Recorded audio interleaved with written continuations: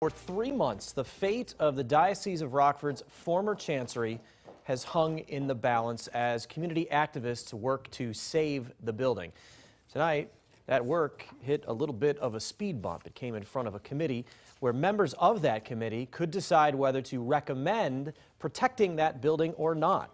Brittany Toulis joins us in the studio with more, and that committee vote didn't go the way some supporters had hoped it would.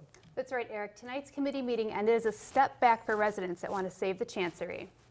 Although a number of residents, some aldermen, and the mayor spoke in favor of making the chancery, St. Peter's School, and the convent historic landmarks, the Codes and Regulations Committee came at the decision from a different angle than the Historic Preservation Commission did at the previous hearing.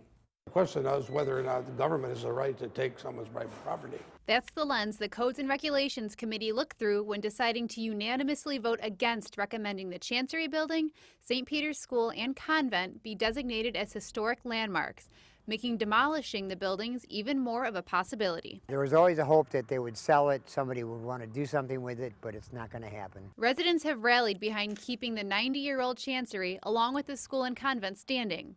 The diocese says it looked into keeping the buildings during the decade the Chancery stood vacant, but say the decision to demolish comes down to money. Each time the studies have concluded that the cost of renovation and of putting that particular building into some kind of usable condition is not reasonable. The diocese has said no to selling the properties because it wants to make sure what's there benefits the neighborhood and the cathedral next door. And the reason for it is because we then lose control over what could go on to that property.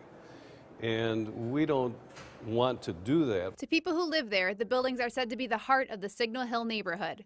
And even residents like Thomas Weiss, who haven't been involved in the battle, say they understand why neighbors are fighting to keep the structures. We've lost so much, especially when they put the circle in, all the businesses we lost, and it's just another nail in the coffin for Signal Hill.